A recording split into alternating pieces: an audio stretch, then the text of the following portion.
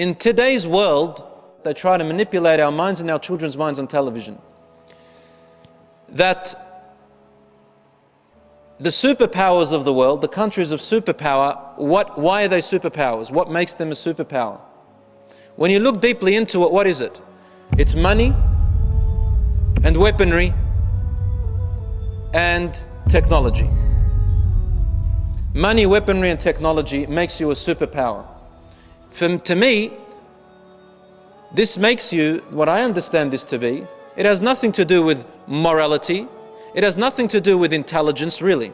It has nothing to do with knowing your purpose in life.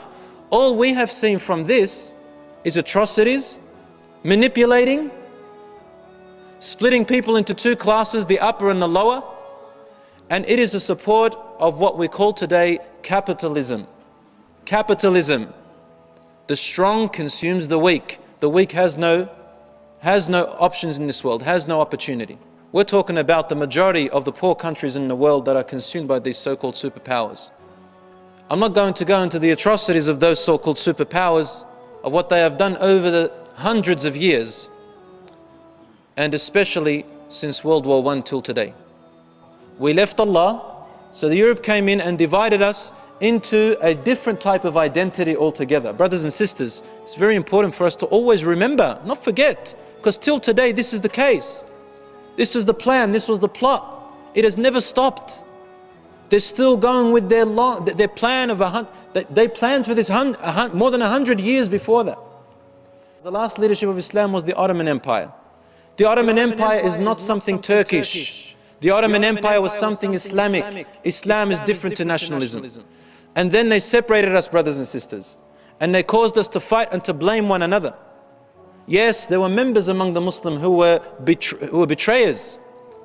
But we don't consider them as part of Islamic identity. Because the Europe came in and they made them think of their nationalistic identity.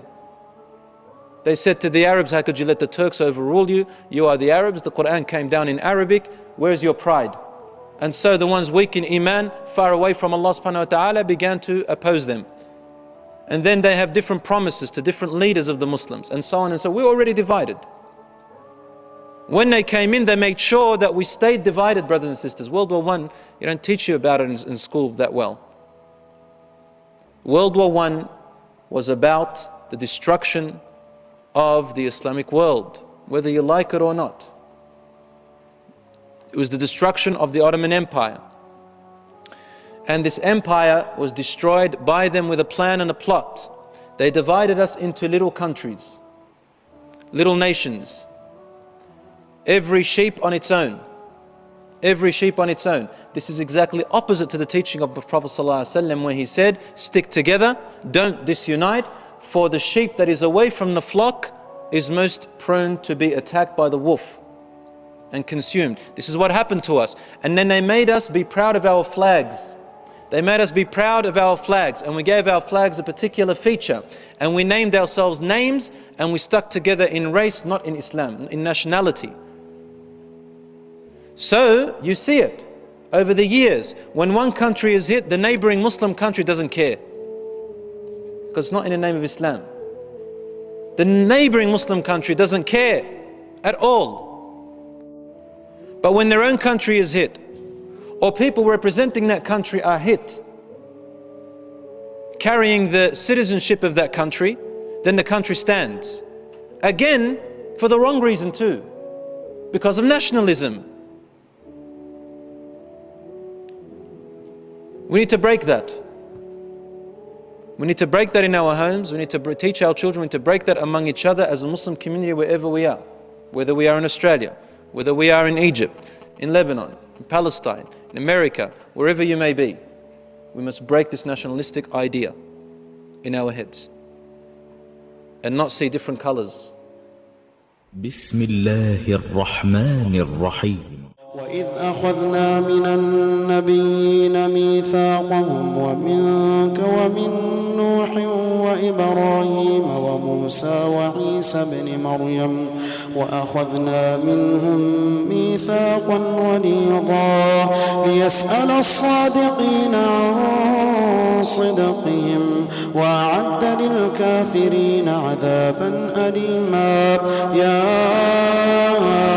أيها الذين آمنوا اذكروا نعمة الله عليكم إذ جاءتكم جنود فأرسلنا عليهم ريحا وجنودا لم تروها وكان الله بما تعملون بصيرا. إذ جاءوكم من فوقكم ومن أسفل منكم وإذ زاغت الأبصار وبلغت القلوب الحناجر وتظنون بالله الظنونا. هنالك ابتلي المؤمنون وزلزلوا زلزالا شديدا. وإذ يقول المنافقون والذين في قلوبهم مرض ما وعدنا الله ورسوله إلا غرورا. وإذ قالت طائفة منهم يا أهل يثرب لا مقام لكم فارجعوا. ويستأذن فريق منهم النبي يقولون إن بيوتنا عورة وما هي بعورة إن يريدون إلا فرارا. ولو دخلت عليهم من أقطارها ثم سئلوا الفتنة لآتوها وما تلبثوا بها إلا يسيرا. ولقد كانوا عاهدوا الله من قبل لا يولون الأدبار وكان عهد الله مسؤولا. قل لن ينفعكم الفرار إن فررتم من الموت أو القتل وإذا لا تمتعون إلا قليلا.